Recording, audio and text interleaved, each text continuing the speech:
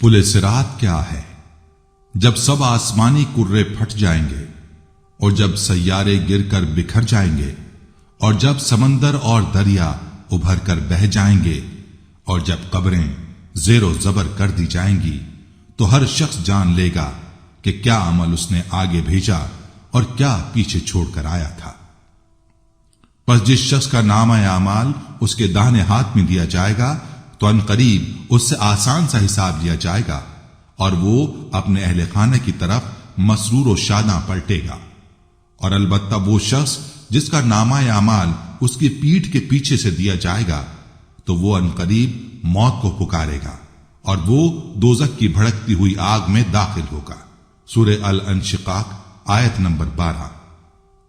बिस्मिल्लाहिर्रहमानिर्रहीम। अस्सलामु अलैकुम रहमतुल्लाहि व बरकातुहू। मैं हूं जमील अहमद जामी। इस्लामी फलसफा हयात 4 मराहिल पर मुश्तमिल है। अव्वल आलम अरबा, दोम आलम दुनिया, सोम आलम बरज़ख, चाहरुम आलम बाला। सबसे पहले अल्लाह ताला रूह तख्लीक फरमाते हैं, फिर उस रूह को जिस्म अता करके इस जहान रंग बू में भेज दिया जाता है। एक मुकर्ररा मुद्दत के बाद जिस्म को रूह से अलग कर लिया जाता है और नेक रूह इलीयीन और बदरूह को सिज्जीन में दाखिल कर दिया जाता है। जन्नत और दोजख में दाखिल होने से पहले एक ऐसे पुल से गुजरना पड़ता है जिसे पुल सिरात कहते हैं। आज हम आपको इस वीडियो में पुल सिरात के बारे में बताएंगे। पुल सिरात क्या है, ये कहां वाक़ है, इसकी लंबाई और चौड़ाई कितनी है, क्या इस पुल पर सफर करना आसान होगा, क्या इस पुल से हर इंसान को गुजरना पड़ेगा, क्या बेदीन और कुफ्फार को भी इस पुल पर से गुजरना पड़ेगा, क्या मुसलमान इस पुल पर से बगैर किसी दिक्कत और परेशानी के गुजर जाएंगे। अल्लाह ताला ने यह पुल क्यों बना रखा है, इस हैबतनाक पुल की क्या अहमियत है। प्यारे नाज़रीन इकराम, अल्हम्दुलिल्लाह हम सब मुसलमान हैं और हर मुसलमान के लिए मुंदरजा झेल चीजों पर ईमान रखना जरूरी है। नंबर 1 अल्लाह पर ईमान, नंबर 2 फरिश्तों पर ईमान, नंबर 3 रसूलों पर ईमान, नंबर 4 आसमानी कुतुब पर ईमान, नंबर 5 तकदीर पर ईमान, नंबर 6 जिंदगी बादुल मौत पर ईमान, नंबर 7 आखिरत पर ईमान। नाज़रीन, दिली सुकून सिर्फ अल्लाह ताला पर ईमान लाने से मुयस्सर होता है और ईमान ना रखने वाला दिल सदा डर खौफ में मुब्तला रहता है। कमजोरी उसकी जिंदगी का हिस्सा बन जाती है और कभी उसको करार नहीं मिलता। वो ईमान जिससे इंसान को निजात मिलती है वो अल्लाह की जात पर यकीन है। उसका यह मफहूम होता है कि सच्चे दिल के साथ ये यकीन रखें कि अल्लाह ताला हर चीज का परवरदिगार है, वही उसका मालिक व खालिक है, वही तन्हा इस बात का मुस्तहिक है कि उसके लिए नमाज और रोजा रखा जाए, दुआ और दवा के लिए उसी को पुकारा जाए, उम्मीद व बीम और खुशू व खुजू के साथ इबादत की जाए। वही सारी बाकमाल सिफात से मुत्तसिफ है और हर कमी और ऐब से पाक है। फरिश्तों पर ईमान लाने से मुराद ये मानना है कि फरिश्ते अल्लाह ताला की एक मखलूक हैं। वो सब नूर से पैदा हुए हैं, दिन रात इबादत इलाही में मशगूल रहते हैं, हमारी नजरों से गायब हैं। वो ना मर्द हैं ना औरत, रिश्ते नाते करने और खाने पीने के मोहताज नहीं। तमाम फरिश्ते मासूम हैं, अल्लाह की नाफरमानी और गुनाह नहीं करते। जिन कामों पर अल्लाह ताला ने उन्हें मुकर्रर फरमा दिया है उन्हीं में लगे रहते हैं और तमाम काम और इंतजाम अल्लाह ताला के हुक्म के मुताबिक पूरा करते हैं। वो बेशुमार हैं, उनकी गिनती अल्लाह ताला के सिवा कोई नहीं जानता। इनमें से 4 फरिश्ते मुकर्रब और मशहूर हैं। हजरत जिब्रील अलैहिस्सलाम जो अल्लाह ताला की किताबें और अहकाम और पैगाम पैगंबरों के पास लाते थे, बाज मर्तबा अंबिया अलैहिस्सलाम की मदद करने और अल्लाह और रसूल के दुश्मनों से लड़ने के लिए भी भेजे गए। बाज मर्तबा अल्लाह ताला के नाफरमान बंदों पर अजाब भी उनके जरिए से भेजा गया। हजरत मीकाईल अलैहिस्सलाम जो बारिश वगैरह का इंतजाम करते हैं और मखलूक को रोजी पहुंचाने के काम पर मुकर्रर हैं, और बेशुमार फरिश्ते उनकी मातहती में काम करते हैं। बाज बादलों के इंतजाम पर मुकर्रर हैं, बाज हवाओं के इंतजाम पर मामूर हैं और बाज दरियाओं और तालाबों और नहरों पर मुकर्रर हैं। और इन तमाम चीजों का इंतजाम अल्लाह ताला के हुक्म के मुताबिक करते हैं। रसूलों पर ईमान लाने का मतलब यह है कि अल्लाह ताला ने अपने बंदों तक अपने अहकाम पहुंचाने के लिए उन्हीं में से कुछ बंदों को चुन लिया है जिनको नबी और रसूल कहते हैं। नबी और रसूल अल्लाह ताला के बंदे और इंसान होते हैं। वो सच्चे होते हैं, कभी झूठ नहीं बोलते, ہر قسم کے صغیرہ و کبیرہ گناہوں سے معصوم ہوتے ہیں۔ اللہ تعالیٰ کے احکام پوری طرح سے پہنچا دیتے ہیں اور ان میں کمی بیشی نہیں کرتے اور نہ کسی پیغام کو چھپاتے ہیں۔ رسول اس پیغمبر کو کہتے ہیں جن کو نئی شریعت اور کتاب دی گئی ہو، اور نبی ہر پیغمبر کو کہتے ہیں، خواہ اسے نئی شریعت اور کتاب دی گئی ہو یا نہ دی گئی ہو، بلکہ وہ پہلی شریعت اور کتاب کا تابع ہو۔ پس ہر رسول نبی ہے اور ہر نبی رسول نہیں ہے۔ بعض علماء نے نبی اور رسول کو ایک ہی معنی میں لیا ہے۔ نبوت اور رسالت اپنی محنت و کوشش سے حاصل نہیں ہوتی، بلکہ جس کو اللہ تعالیٰ بنائے وہی بنتا ہے۔ پس یہ مرتبہ اللہ تعالیٰ کی طرف سے عطا کیا جاتا ہے۔ سب نبی مرد ہوئے ہیں، کوئی عورت نبی نہیں ہوئی۔ دنیا میں بہت سے رسول اور نبی آئے، بعض روایتوں میں ان کی تعداد 1,24,000 آئی ہے، اور بعض میں 1,34,000 اور بعض میں 2,24,000۔ یہ تعداد قطعی نہیں ہے، غالباً کثرت سے بیان کے لیے ہے۔ ان کی صحیح تعداد اللہ ہی جانتا ہے۔ ہمیں اور آپ کو اس طرح ایمان لانا چاہیے کہ اللہ تعالیٰ نے جتنے رسول اور نبی بھیجے، ہم ان سب کو برحق اور رسول اور نبی مانتے ہیں۔ ان میں 313 رسول ہیں۔ سب سے پہلے نبی حضرت آدم علیہ السلام ہیں، سب سے آخری رسول حضرت محمد مصطفیٰ صلی اللہ علیہ وآلہ وسلم ہیں۔ یعنی آپ صلی اللہ علیہ وآلہ وسلم خاتم النبیین ہیں۔ آپ صلی اللہ علیہ وآلہ وسلم پر رسالت و نبوت ختم ہو گئی ہے۔ آپ قیامت تک تمام انسانوں اور جنوں کے لیے رسول ہیں۔ آپ صلی اللہ علیہ وآلہ وسلم کے بعد قیامت تک حقیقی یا ذلی یا بزوری کسی قسم کا نبی کوئی رسول نہیں آئے گا۔ آپ صلی اللہ علیہ وآلہ وسلم کے بعد جو شخص حقیقی یا ذلی یا بروزی کسی بھی قسم کی پیغمبری کا دعویٰ کرے وہ جھوٹا اور کافر و دجال ہے۔ حضرت آدم علیہ السلام اور حضرت محمد مصطفیٰ صلی اللہ علیہ وآلہ وسلم کے درمیان میں جو پیغمبر آئے، ان رسولوں پیغمبروں میں بعض کا مرتبہ بعض سے بڑا ہے۔ ہمارے پیغمبر حضرت محمد مصطفیٰ صلی اللہ علیہ وآلہ وسلم تمام نبیوں اور رسولوں سے افضل اور بزرگ ہیں۔ اللہ تعالیٰ کے تو آپ بھی بندے اور فرمانبردار ہیں، اللہ تعالیٰ کے بعد آپ کا مرتبہ سب سے بڑا ہوا ہے۔ حضرت آدم علیہ السلام سے لے کر حضور نبی اکرم صلی اللہ علیہ وآلہ وسلم کی بعثت تک جتنے بھی انبیاء کرام مبعوث ہوئے، اللہ تعالیٰ نے ان میں سے بعض پر کتابیں اور بعض پر صحائف اتارے۔ ان تمام صحیفوں اور کتابوں پر ایمان لانا ایمان بالکتب ہے۔ دوستو، اللہ تعالیٰ نے گزشتہ زمانے میں مختلف قوموں کی ہدایت کے لیے صحیفے اور کتابیں نازل کی ہیں۔ ان میں سے 4 مشہور کتابیں یہ ہیں جو اللہ تعالیٰ نے اپنے پیغمبروں پر نازل فرمائیں۔ توریت سیدنا موسیٰ علیہ السلام پر نازل کی گئی۔ زبور سیدنا داؤد علیہ السلام پر نازل کی گئی۔ انجیل سیدنا عیسیٰ علیہ السلام پر نازل کی گئی۔ قرآن مجید اللہ تعالیٰ کی آخری اور افضل و اکمل کتاب ہے جو اس نے سیدنا محمد مصطفیٰ صلی اللہ علیہ وآلہ وسلم پر نازل فرمائی۔ تقدیر، کائنات میں ہونے والے تغیرات کے متعلق اللہ کی طرف سے لگائے گئے اندازے کا نام ہے۔ یہ تغیرات پہلے سے اللہ تعالیٰ کے علم میں ہوتے ہیں اور حکمت الہی کے عین مطابق وقوع پذیر ہوتے ہیں۔ تقدیر پر ایمان لانے کے لیے 4 امور ہیں۔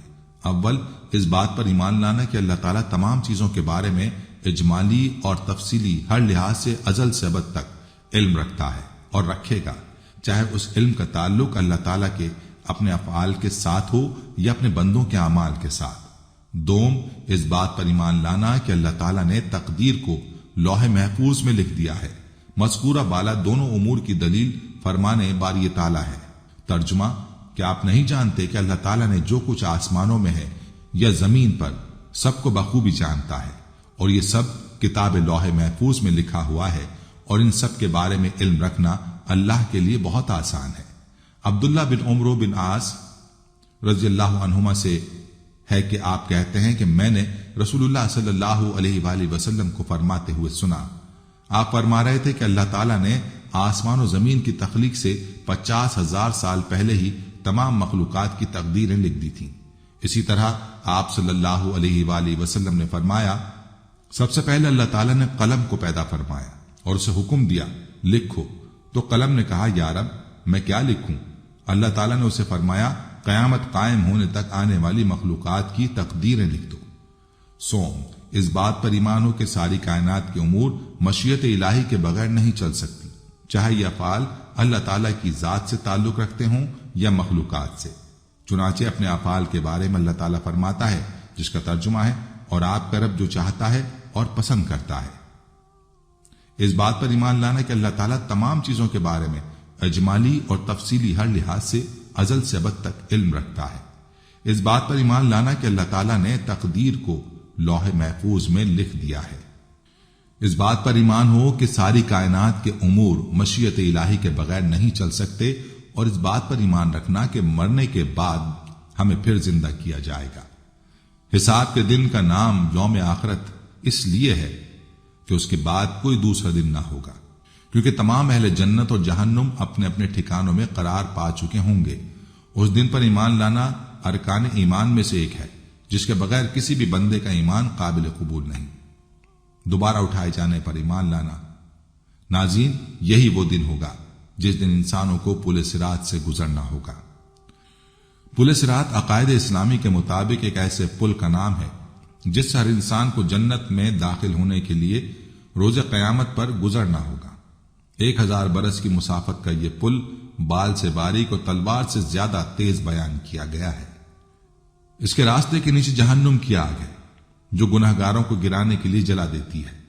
وہ لوگ جنہوں نے اپنی زندگی میں نیک اعمال انجام دیے، انہیں ان کے اعمال کے مطابق تیز رفتاری سے راستے میں منتقل کیا جاتا ہے، اور جو انہیں حوض کوثر کی طرف لے جاتا ہے جو کثرت کی جھیل ہے۔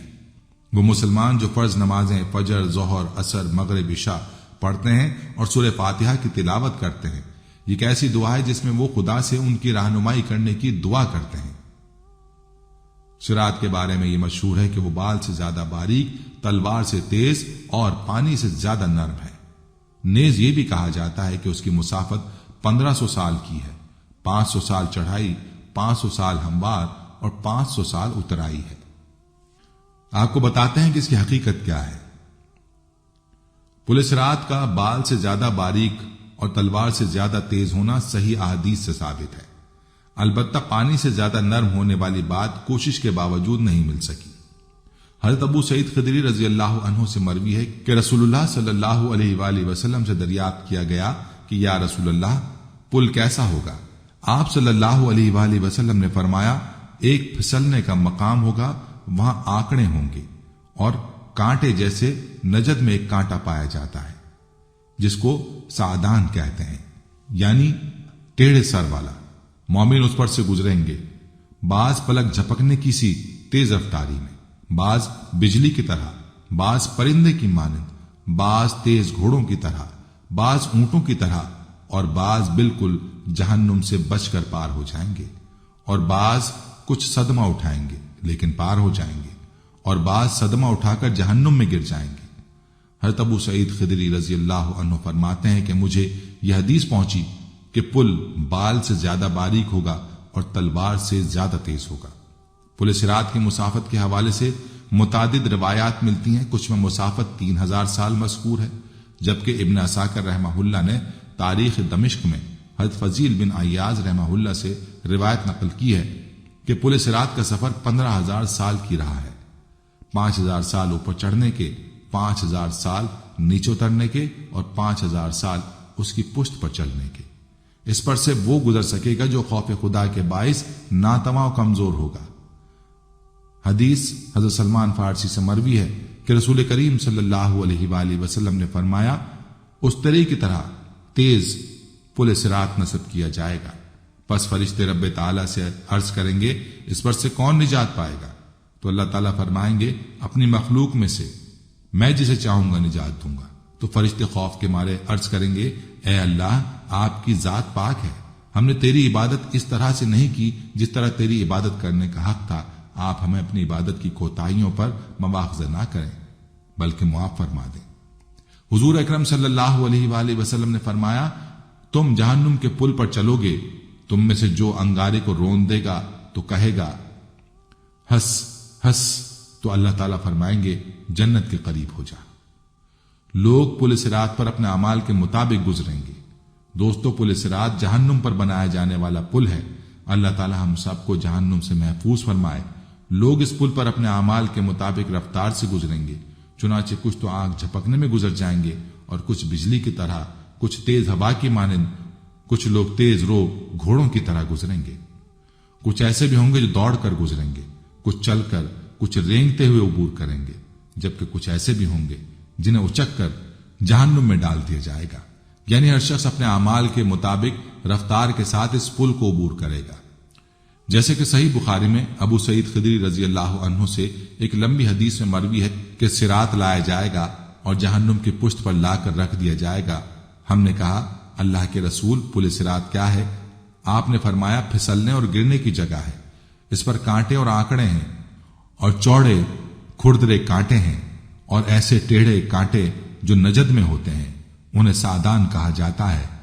مومن اس پہ چشم زن، بجلی کی طرح، ہوا کی طرح تیز رفتار گھوڑوں اور سواریوں کی رفتار سے گزر جائیں گے۔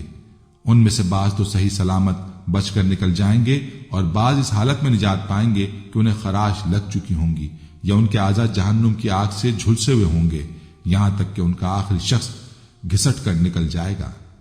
صحیح مسلم میں یہ بھی الفاظ ہیں کہ ابو سعید خدری کہتے ہیں مجھے یہ بات پہنچی کہ پل صراط بال سے زیادہ باریک اور تلوار سے زیادہ تیز ہے۔ امام نووی رحمہ اللہ اس حدیث کی شرح میں کہتے ہیں کہ رسول اللہ صلی اللہ علیہ وآلہ وسلم کا فرمان بعض تو صحیح سلامت بچ کر نکل جائیں گے، جس کا مطلب یہ ہے کہ بچنے والوں کی 3 قسمیں ہوں گی۔ ایک قسم وہ ہے جسے کسی قسم کی خراش نہیں آئے گی اور صحیح سلامت گزر جائیں گے، اور ایک قسم وہ ہے جس کو خراشیں آئیں گی اور آخرکار بچ کر نکل جائیں گے، اور ایک وہ قسم ہے جس میں کانٹے چبھ جائیں گے اور وہ گر جائیں گے، پھر جہنم میں جا گریں گے۔ شیخ ابن امسین رحمہ اللہ کہتے ہیں پل صراط چونکہ جہنم پر بنایا گیا ہے اور یہ بہت باریک بھی ہے، چنانچہ جو شخص دنیا میں نیکیاں کرنے میں تاخیر نہیں کرتا، فوری کر گزرتا تھا، وہ پل صراط پر بھی فوری گزر جائے گا، اور جو شخص تاخیر کا شکار رہتا اور جس کے اعمال میں بدعمالیاں بھی شامل تھیں، اللہ تعالیٰ نے اس کی بدعمالیوں کو معاف نہیں فرمایا ہوگا تو وہ ممکن ہے کہ جہنم میں گر جائے۔ اللہ تعالیٰ ہم سب کو اپنی پناہ میں رکھے۔ پل صراط پر سے گزرنے کے لیے یہ مختصر سا بیان ہے کہ لوگ پل صراط پر سے اپنے اعمال کے مطابق رفتار سے گزریں گے۔ نبی اکرم صلی اللہ علیہ وآلہ وسلم نے فرمایا میں نے اپنے ایک امتی کو دیکھا جو پل صراط پر کبھی گھسٹ کر چل رہا تھا، کبھی گھٹنوں کے بل چل رہا تھا، اتنے میں وہ درود شریف آیا جو اس نے مجھ پر بھیجا تھا، اس نے اسے کھڑا کر دیا یہاں تک کہ اس نے پل صراط کو پار کر لیا۔ معلوم ہوا کہ درود پاک پڑھنے والے کے لیے پل صراط سے گزرنا آسان کر دیا جائے گا، لہٰذا ہمیں کثرت سے درود پاک پڑھنا چاہیے۔ احادیث مبارکہ میں ایسی اور بھی نیکیاں بیان کی گئی ہیں جن پر عمل کی برکت سے انشاءاللہ عزوجل پل صراط پر آسانی نصیب ہوگی۔ چنانچہ مسلمان کی پریشانی دور کرنا، رسول کریم صلی اللہ علیہ وآلہ وسلم نے فرمایا جس نے کسی مسلمان کی پریشانی دور کی تو اللہ پاک قیامت کے دن اس کے لیے پل صراط پر نور کی ایسی 2 شاخیں بنا دے گا جن کی روشنی سے اتنے عالم روشن ہوں گے جنہیں اللہ پاک کے سوا کوئی شمار نہیں کر سکتا۔ صدقہ دینا اور بیوہ کی حاجت روائی کرنا۔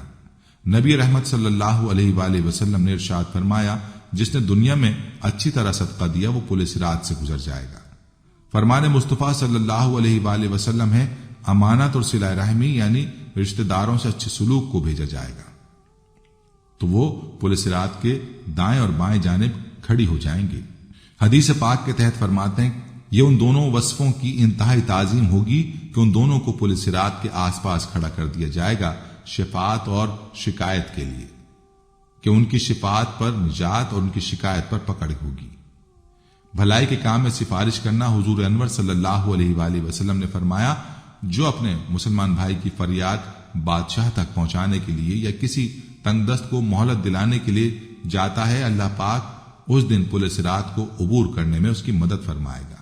مسلمان کی عزت کی حفاظت کرنا، جس مسلمان کی غیبت کی جا رہی ہو اس کی عزت بچانے والے کو فرشتہ پل صراط پر پروں میں ڈھانپ کر گزارے گا تاکہ دوزخ کی آگ کی تپش اس تک نہ پہنچ پائے۔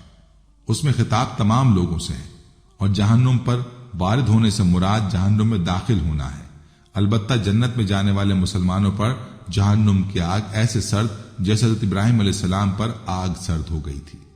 تفسیر صراط الجنان۔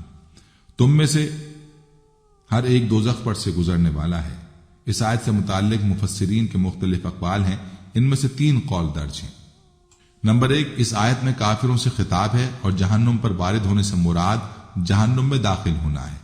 نمبر 2، اس میں خطاب تمام لوگوں سے ہے اور جہنم پر وارد ہونے سے مراد جہنم میں داخل ہونا ہے۔ البتہ جنت میں جانے والے مسلمانوں پر جہنم کی آگ ایسے سرد ہو جائے گی جیسے حضرت ابراہیم علیہ السلام پر دنیا میں آگ سرد ہوئی تھی، اور ان کا یہ داخلہ عذاب پانے کے طور پر نہ ہوگا اور نہ ہی یہ وہاں خوف زدہ ہوں، بلکہ ان کا یہ داخلہ صرف اللہ تعالیٰ کے اس وعدے کی تصدیق کے لیے ہوگا۔ نمبر 3، علامہ ابو حیان محمد یوسف اندلسی رحمۃ اللہ علیہ فرماتے ہیں اس آیت میں خطاب عام مخلوق سے ہے، یعنی اس خطاب میں نیک و بد تمام لوگ داخل ہیں، اور جہنم پر وارد ہونے سے نیک و بد تمام لوگوں کا جہنم میں داخل ہونا مراد نہیں، بلکہ اس سے مراد جہنم کے اوپر سے گزرنا ہے، جیسا کہ حضرت عبداللہ بن مسعود، حضرت حسن اور حضرت قتادہ رضی اللہ تعالی عنہم سے روایت ہے کہ جہنم پر وارد ہونے سے مراد پل صراط سے گزرنا ہے، جو کہ جہنم کے اوپر بچھایا گیا۔ یہ تمہارے رب کے ذمے پر حتمی فیصلہ کی ہوئی بات ہے، یعنی جہنم پر وارد ہونا اللہ تعالیٰ کا وہ حتمی فیصلہ ہے جس نے اپنے تمام بندوں پر لازم کیا ہے۔ پل صراط سے متعلق چند اہم باتیں۔ اس آیت کی تفسیر میں پل صراط سے گزرنے کا بھی ذکر ہوا ہے، اسی مناسبت سے یہاں پل صراط سے متعلق چند اہم باتیں ملاحظہ ہوں۔ چنانچہ صدر الشریعہ مفتی امجد علی اعظمی رحمۃ اللہ تعالی علیہ فرماتے ہیں کہ صراط حق ہے، یہ ایک پل ہے کہ پشت جہنم پر نصب کیا جائے گا، بال سے زیادہ باریک اور تلوار سے زیادہ تیز ہوگا۔ جنت میں جانے کا یہی راستہ ہے۔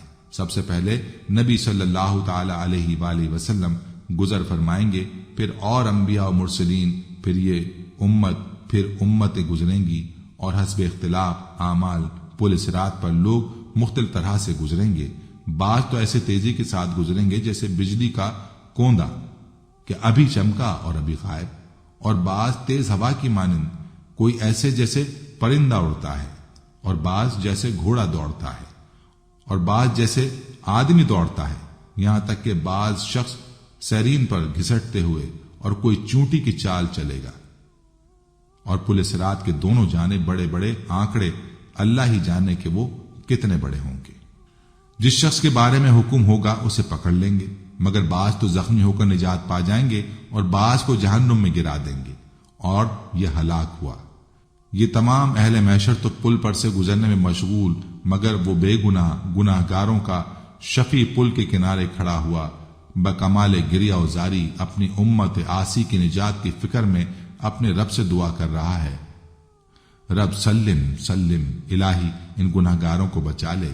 اور ایک ایسی جگہ کیا حضور صلی اللہ علیہ وآلہ وسلم اس دن تمام مواطن میں دورہ فرماتے رہیں گے، کبھی میزان پر تشریف لے جائیں گے، وہاں جس کے حسنات میں کمی دیکھیں گے اس کی شفاعت فرما کر نجات دلوائیں گے، اور فوراً دیکھو تو حوض کوثر پر جلوہ فرما ہے، پیاسوں کو سیراب فرما رہے ہیں، اور وہاں سے پل پر رونق افروز ہوئے اور گرتوں کو بچایا۔ غرض ہر جگہ انہی کی دہائی، ہر شخص انہی کو پکارتا، انہی سے فریاد کرتا ہے، اور ان کے سوا کس کو پکارے کہ ہر ایک تو اپنی فکر میں ہے، دوسروں کو کیا پوچھے، صرف ایک یہی ہیں جنہیں اپنی کچھ فکر نہیں، اور تمام عالم کا بار ان کے ذمے ہوگا۔ اس پر سے وہ گزر سکے گا جو خوف خدا کے باعث ناتواں و کمزور ہوگا۔ ہمارے نبی صلی اللہ علیہ وآلہ وسلم کی دعا اور فرشتوں کی ندا فرمان مصطفیٰ صلی اللہ تعالی علیہ وآلہ وسلم ہے۔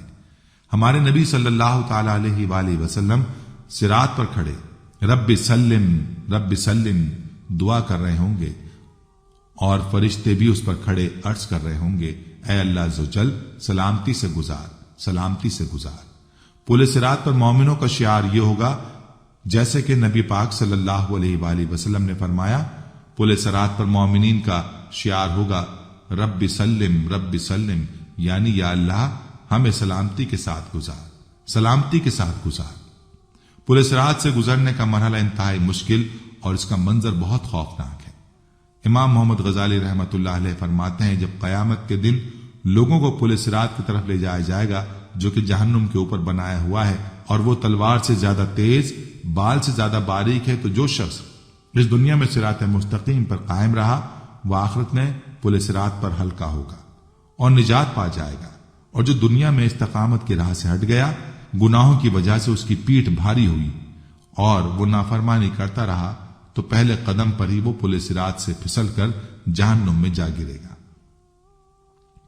تو اے بندے، ذرا سوچ کے اس وقت تیرا دل کس قدر گھبرائے گا جب تو پل صراط پر اور اس کی باریکی کو دیکھے گا، پھر اس کے نیچے جہنم کی سیاہی پر تیری نظر پڑے گی، اس کے نیچے آگ کی چیخ اس کا غصے میں آنا سنے گا، اور کمزور حالت کے باوجود تجھے پل صراط پر چلنا ہوگا، چاہے تیرا دل بے قرار ہو، قدم پھسل رہے ہوں، اور پیٹھ پر اتنا وزنی بوجھ جو زمین پر چلنے سے رکاوٹ ہے۔ نیز پل صراط کی باریکی پر چلنا تو ایک طرف رہا، اس وقت تیری کیا حالت ہوگی جب تو اپنا ایک پاؤں اس پل پر رکھے گا اور اس کی تیزی کو محسوس کرے گا، لیکن نہ چاہتے ہوئے بھی دوسرا قدم اٹھانے پر مجبور ہوگا، اور تیرے سامنے لوگ پھسل پھسل کر گر رہے ہوں گے، اور جہنم کے فرشتے انہیں کانٹوں اور مڑے ہوئے سروں والے لوہے سے پکڑ رہے ہوں گے، اور تو ان کی طرف دیکھ رہا ہوگا کہ وہ کس طرح سر نیچے اور پاؤں اوپر کیے ہوئے جہنم میں جا رہے ہوں گے۔ تو یہ کس قدر خوفناک منظر ہوگا، اور تجھے سخت مقام پر چڑھائی کرنی اور تنگ راستے سے گزرنا ہوگا۔ تو اپنی حالت کے بارے میں سوچ کہ جب تو اس پر چلے گا اور چڑھے گا، اور بوجھ کی وجہ سے تیری پیٹھ بھاری ہو رہی ہوگی، اور اپنے دائیں بائیں لوگوں کو جہنم میں گرتے ہوئے دیکھ رہا ہوگا۔ رسول کریم صلی اللہ علیہ وآلہ وسلم اے میرے رب بچا لے، اے میرے رب بچا لے پکار رہے ہوں گے۔ تباہی اور خرابی کی پکار جہنم کی گہرائی سے تیری طرف آ رہی ہوگی، کیونکہ بے شمار لوگ پل صراط سے پھسل چکے ہوں گے۔ اس وقت اگر تیرا قدم بھی پھسل گیا تو کیا ہوگا؟ اس وقت ندامت بھی تجھے کوئی فائدہ نہ دے گی، اور تو بھی ہائے خرابی، ہائے ہلاکت پکار رہا، اور یوں کہہ رہا ہوگا کہ میں اسی دن سے ڈرتا تھا، کاش میں نے اپنی زندگی کے لیے کچھ آگے بھیجا ہوتا، کاش میں رسول اللہ صلی اللہ تعالی علیہ وآلہ وسلم کے بتائے ہوئے راستے پر چلا ہوتا، ہائے افسوس میں نے فلاں کو اپنا دوست نہ بنایا، کاش میں مٹی ہو گیا ہوتا، کاش میں بھولا بسرا ہو جاتا، کاش میری ماں نے ہی مجھے پیدا نہ کیا ہوتا۔ اس وقت آگ کے شعلے تجھے اچک لیں گے، اور ایک منادی اعلان کر دیا جائے گا، دھتکارے ہوئے جہنم میں پڑے رہو اور مجھ سے بات نہ کرو، اب چیخنے چلانے، رونے، فریاد کرنے اور مدد مانگنے کے سوا تیرے پاس کوئی راستہ نہ ہوگا۔ اے بندے، تو اس وقت تو اپنی عقل کو کس طرح دیکھتا ہے، حالانکہ یہ تمام خطرات تیرے سامنے ہیں۔ اگر تیرا ان باتوں پر عقیدہ نہیں تو اس سے معلوم ہوتا ہے کہ تو دیر تک یعنی ہمیشہ کے لیے کفار کے ساتھ جہنم میں رہنا چاہتا ہے، اور اگر تو ان باتوں پر ایمان رکھتا ہے لیکن غفلت کا شکار ہے اور اس لیے تیاری میں سستی کا مظاہرہ کر رہا ہے، تو اس میں تیرا نقصان اور سرکشی کتنی بڑی ہے۔ ایسے ایمان کا تجھے کیا فائدہ جو اللہ تعالیٰ کی عبادت کرنے اور اس کی نافرمانی چھوڑنے کے ذریعے تجھے اس کی رضا جوئی کی خاطر کوشش کی ترغیب نہیں دیتا۔ اگر بالفرض تیرے سامنے پل صراط سے گزرنے کے خوف سے پیدا ہونے والی دہشت کے سوا کچھ نہ ہو، اگرچہ تو سلامتی کے ساتھ ہی گزر جائے، تو یہ ہولناک خوف اور روب کیا کم ہے۔ پل صراط سے جب گزر ہوگا اس وقت صرف 3 جگہیں ہوں گی، جہنم، جنت اور پل صراط۔ رسول اللہ صلی اللہ علیہ وآلہ وسلم نے فرمایا، سب سے پہلے میں اور میرے امتی پل صراط کو طے کریں گے۔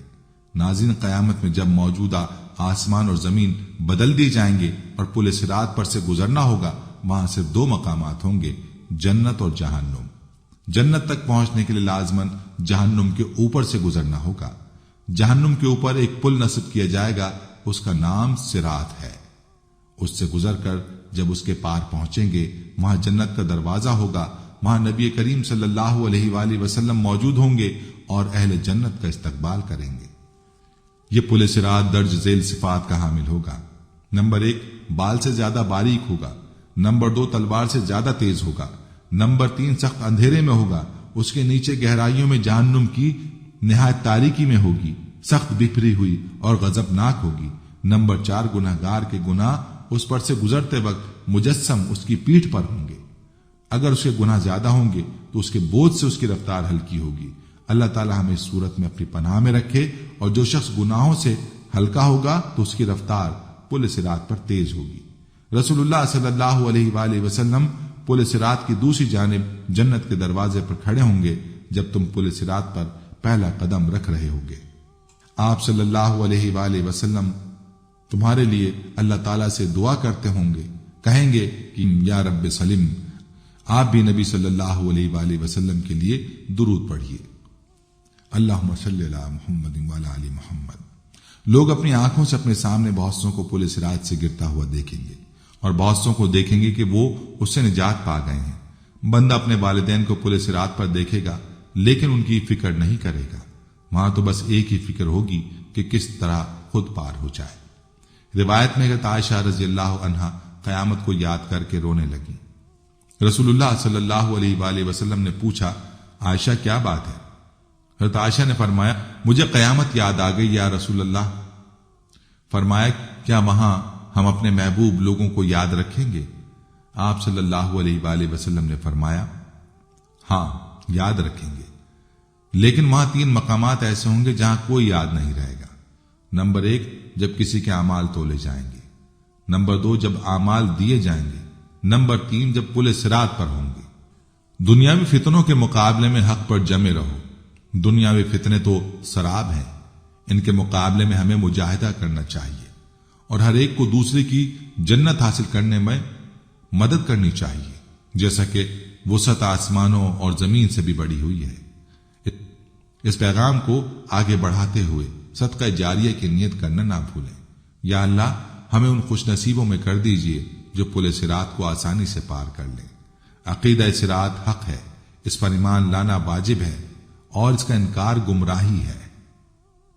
اس پل سے گزرے بغیر کوئی جنت میں نہیں جا سکتا، کیونکہ جنت میں جانے کا یہی راستہ ہے۔ سب سے پہلے گزرنے والے سب سے پہلے نبی صلی اللہ علیہ وآلہ وسلم گزر فرمائیں گے، پھر اور انبیاء اور مرسلین، پھر یہ امت، پھر اور امتیں گزریں گی۔ سب سے آخر میں گزرنے والا، پل صراط سے گزرنے والا آخری شخص پیٹ کے بل گھسٹ گھسٹ کر گزرے گا۔ وہ اللہ کریم کی بارگاہ میں عرض کرے گا، یا اللہ مجھے اتنی دیر کیوں لگی؟ اللہ کریم ارشاد فرمائے گا، تجھے میں نے دیر نہیں کروائی بلکہ تجھے تیرے اعمال نے دیر کروائی ہے۔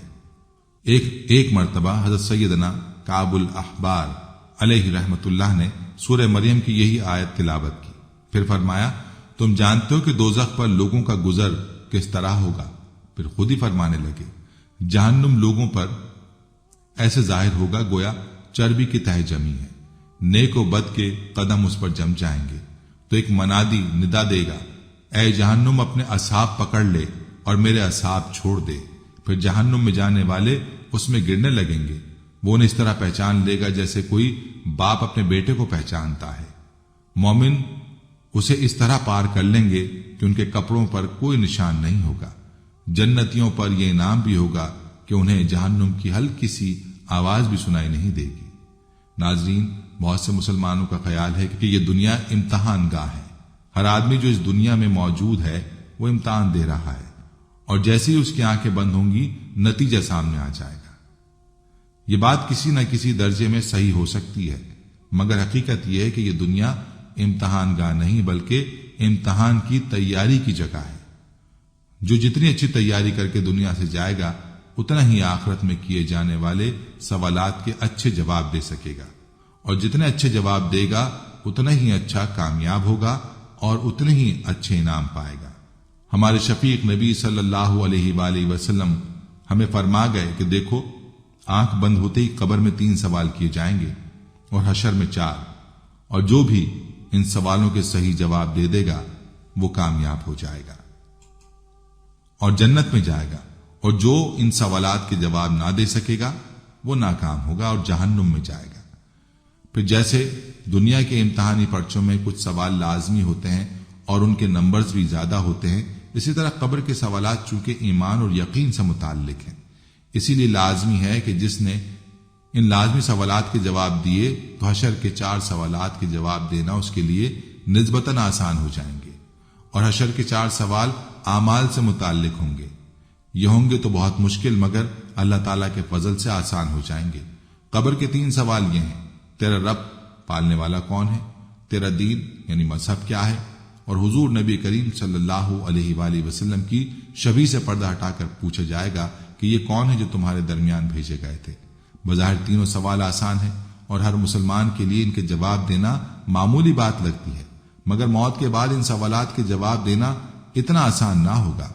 آئیے اپنا تجزیہ ہم خود کرتے ہیں۔ اس سے پہلے یہ یاد رکھیں کہ دنیا میں تو انسان کی زبان دل کے مطابق بھی بولتی ہے اور دل کے مخالف بھی۔ مثلا ہم رات کو تھکے ماندے گھر پہنچتے ہیں کہ دروازے پر دستک ہوتی ہے، جا کر دیکھا کہ نہایت عزیز دوست کھڑا ہے۔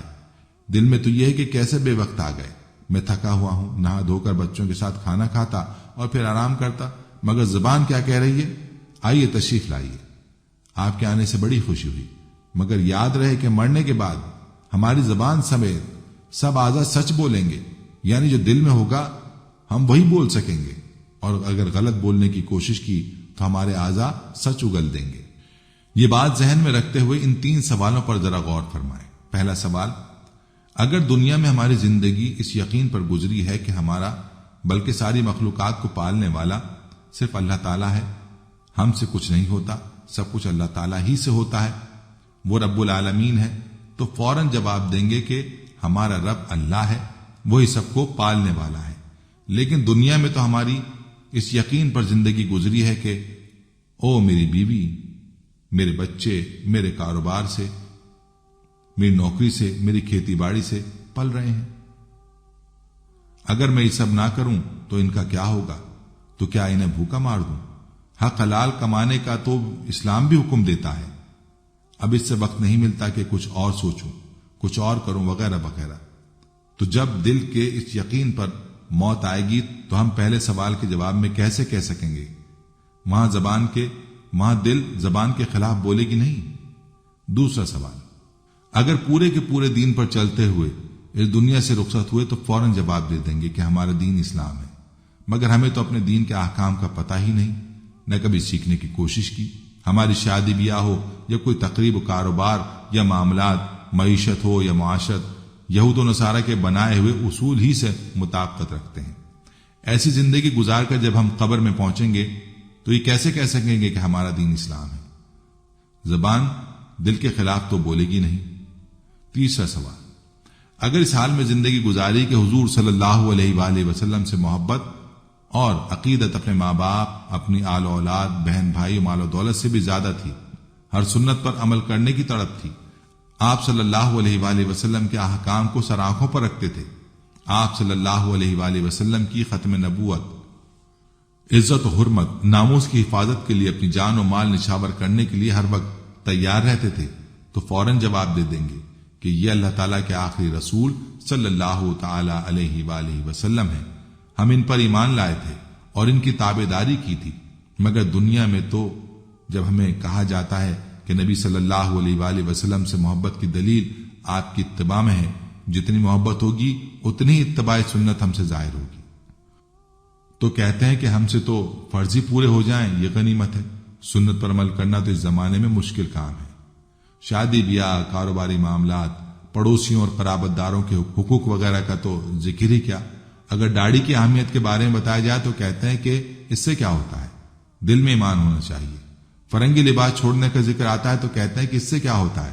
اسلام تو صرف سطر ڈھانپنے کا حکم دیتا ہے، وغیرہ وغیرہ۔ غرض یہ کہ چھوٹی بڑی کسی سنت کا ذکر آئے، شیطان ہمیں حدیث پاک جو آدمی کسی قوم کی مشابہت اختیار کرے وہ ان میں سے ہوگا، بھلا کر اس کی تعویلات میں الجھا دیتا ہے۔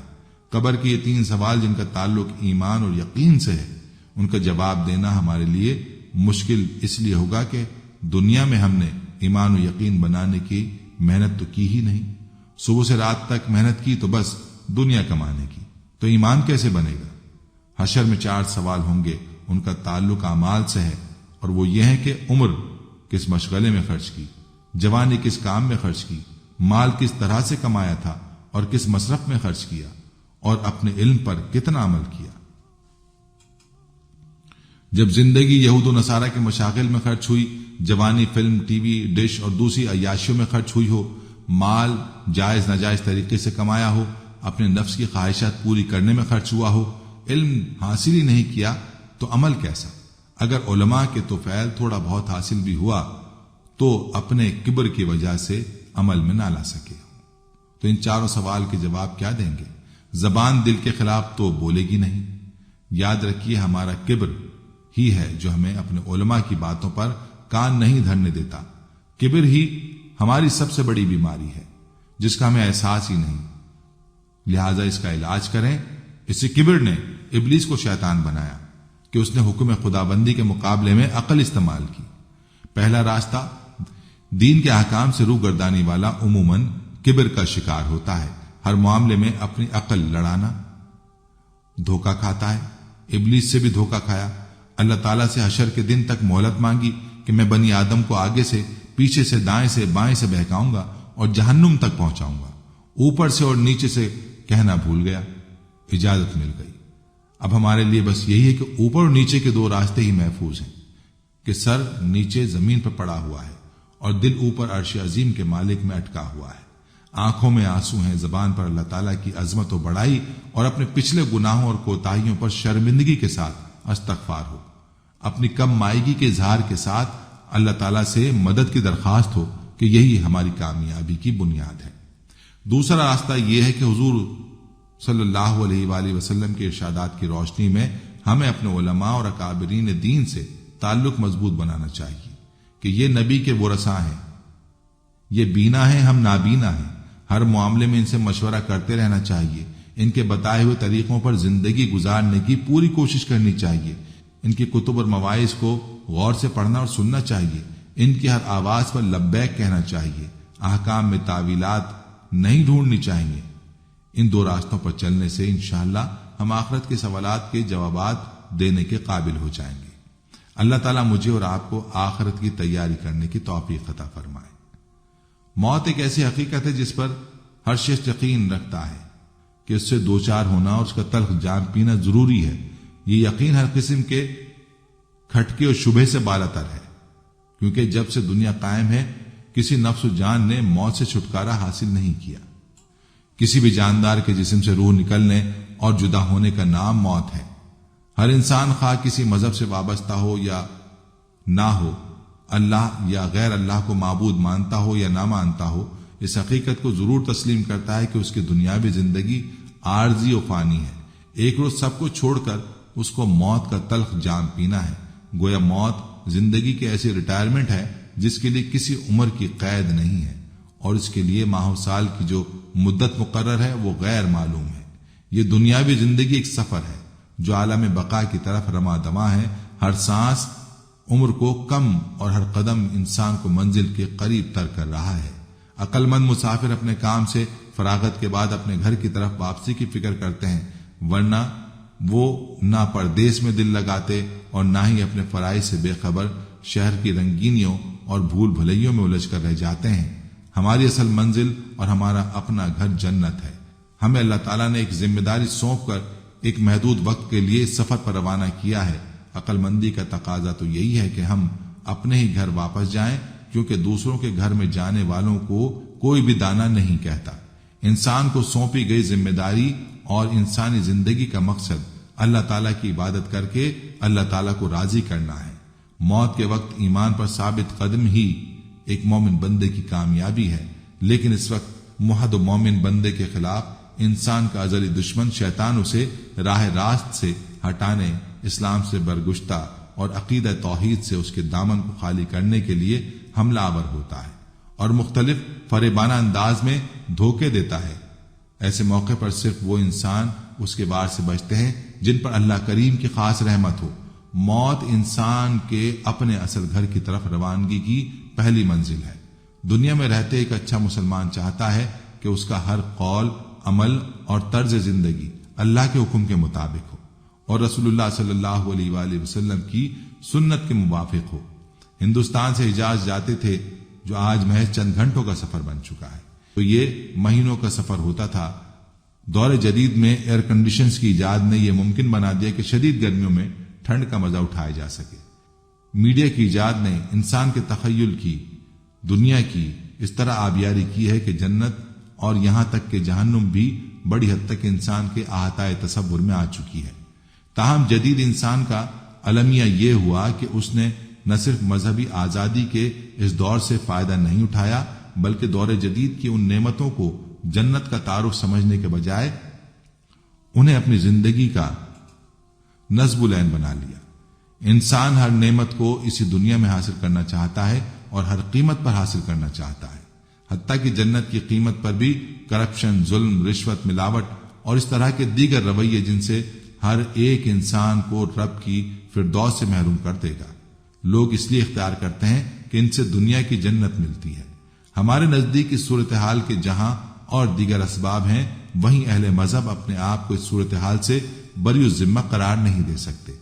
मजहबी लोग जिनकी ये जिम्मेदारी थी कि वो लोगों को खुदा की जन्नत की तरफ बुलाएं, मगर उन्होंने लोगों को दीन के नाम पर ऐसी चीजों में उलझा दिया है जो कुरान के नजदीक नॉन इश्यूज हैं।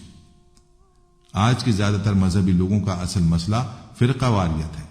उसके साथ दीन की दावत उनके नजदीक चंद जाहिरी अमाल को बिला सोचे समझे इख्तियार कर लेने का नाम है। ताहम दौर जदीद का सबसे बड़ा मजहबी अलमिया यह है कि जो लोग इस उम्मत में कुरान की दावत लेकर उठे, उनके नजदीक कुरान की असल दावत दुनिया में दीन हक का गलबा था।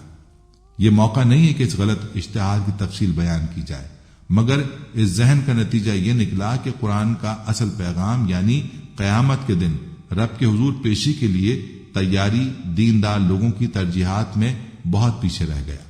कुरान को आप खाली उस जहन होकर पढ़िए तो आप पर यह हैरत अंगेज इंकशाफ होगा कि हमारे मजहबी लोगों के नजदीक जो चीजें बुनियादी मसला है, कुरान को उनसे कोई दिलचस्पी नहीं। कुरान के नजदीक असल मसला यह है कि इंसान जहन्नुम की आग से बच जाए और जन्नत में अपने रब की रहमतों का हकदार बन जाए। नाज़रीन, ये थी हमारी आज की वीडियो। उम्मीद है कि आपको हमारी आज की ये वीडियो पसंद आई होगी। अगर वीडियो पसंद आई है तो इसे लाइक करें और अपने प्यारों और दोस्तों के साथ जरूर शेयर करें। कमेंट्स में आप हमें बताएं कि आप और किन मौजूआत पर वीडियो देखना चाहते हैं। इसके साथ साथ आप कमेंट्स में हमसे सवालात भी पूछ सकते हैं, लेकिन ये सब करने से पहले हमारे चैनल को सब्सक्राइब कर लें और बेल के बटन को भी प्रेस कर लें, ताकि हमारी आने वाली मजीद मालूमाती वीडियोस का नोटिफिकेशन आपको बर वक्त मिल सके और आप इल्म के इस खजाने से मुस्तफीद हो सकें। अब मुलाकात होगी आने वाली वीडियो में। तब तक के लिए खुदा आपका हामी नासिर हो। फी अमानिल्लाह। हर वीडियो के इख्तिताम पर एक दुआ का सिलसिला शुरू किया हुआ है। जो भी इस दुआ में शामिल होगा, मेरा यह दावा है कि अल्लाह करीम उसकी तकदीर को बदल देगा। पहले मेरे तमाम साथी, माएं, बहनें सब मिलकर मेरे साथ दुरूद शरीफ पढ़ने और कसरत के साथ कमेंट्स में आमीन लिखें। अल्लाह इस आमीन को लिखने की बरकत से आपकी और मेरी तकदीर बदल देगा। दुरूद इब्राहिमी पढ़ लें। अल्लाहुम्मा सल्ली अला मुहम्मदिन व अला आलि मुहम्मदिन कमा सल्लैता अला इब्राहीम व अला आलि इब्राहीम इन्नका हमीदुम मजीद। अल्लाहुम्मा बारिक अला मुहम्मदिन व अला आलि मुहम्मदिन कमा बारकता अला इब्राहीम व अला आलि इब्राहीम इन्नका हमीदुम मजीद। ऐ अल्लाह, हम तेरे गुनाहगार बंदे, हम तेरे खताकार बंदे, हम तेरे आजिज बंदे तेरी पाकी बयान करते हैं और तेरे आगे दुआ के लिए हाथ फैलाते हैं। हमारी खताओं को मुआफ फरमा, हमारे गुनाहों को मुआफ फरमा। ऐ अल्लाह, हम अपने अगले पिछले सगीरा कबीरा, छोटे बड़े सभी गुनाहों, खताओं और नाफरमानियों की तुझसे मुआफी मांगते हैं।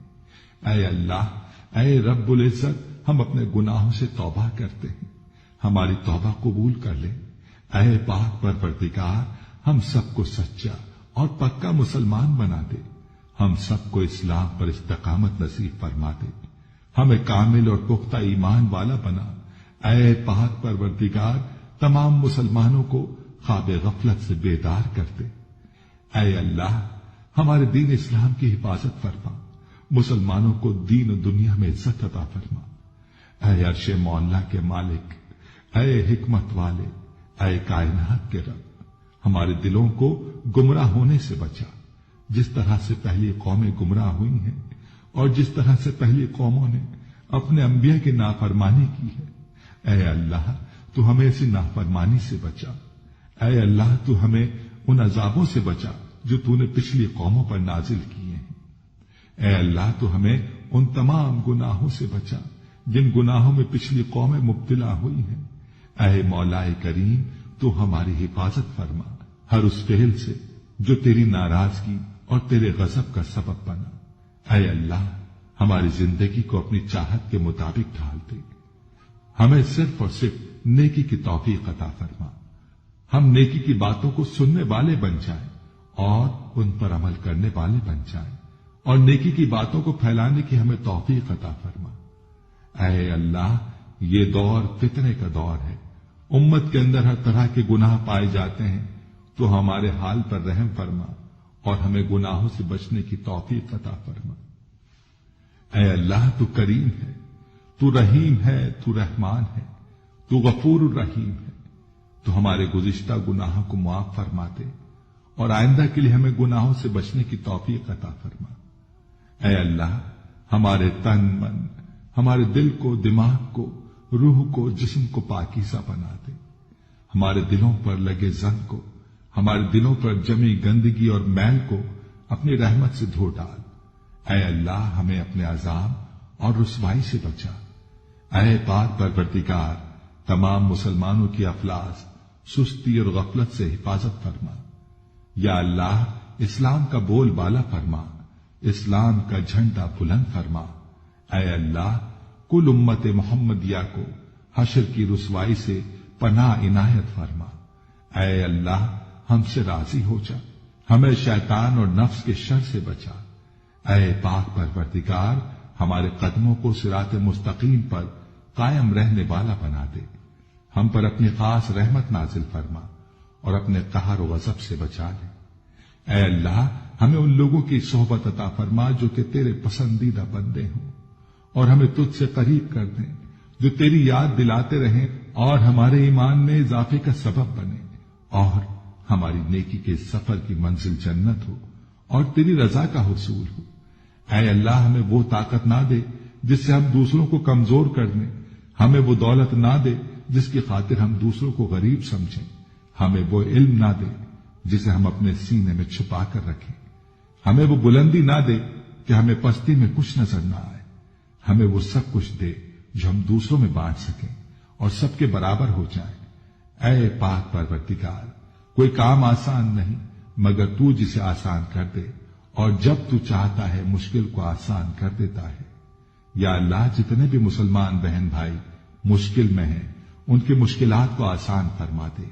یا اللہ ہمیں کبھی بھی کسی بھی حالات میں مشکلوں اور پریشانیوں میں، خوشیوں میں، راحتوں میں کبھی بھی اکیلا مت چھوڑنا۔ اے پاک پروردگار ہماری کوشش یہی ہے کہ ہم نیکی کی بات کو پھیلائیں تاکہ تمام انسان ان گناہوں سے خود کو بچا سکیں جن گناہوں کی وجہ سے گزشتہ قوموں پر عذاب نازل ہوئے۔ اے مولا کریم نیکی کی ان باتوں کو پھیلانے میں تو ہماری مدد و نصرت فرما اور ہمیں نیکی کی باتوں کو پھیلانے کی توفیق عطا فرما۔ اے اللہ نیکی کی باتوں کو پھیلانے کی ہماری اس کوشش کو قبول فرما اور ہماری اس کاوش کو ہماری نجات کا ذریعہ بنا۔ یا اللہ ہماری ان تمام حاجات کو، ہماری ان تمام دعاؤں کو جو ہمارے لبوں سے ادا ہوئیں یا جو ہمارے دلوں میں ہیں، اپنے حضور شرف قبولیت عطا فرما۔ ہمیں اپنے در سے خالی ہاتھ نہ لوٹانا، ہماری جھولی کو بھر دینا۔ اے تمام جہانوں کے مالک دنیا سے رخصت ہوتے وقت ہماری زبان پر کلمہ طیبہ جاری فرمانا اور قیامت کے دن ہمیں اپنے عرش کے سائے میں جگہ عطا فرمانا۔ آمین آمین آمین یا رب العالمین۔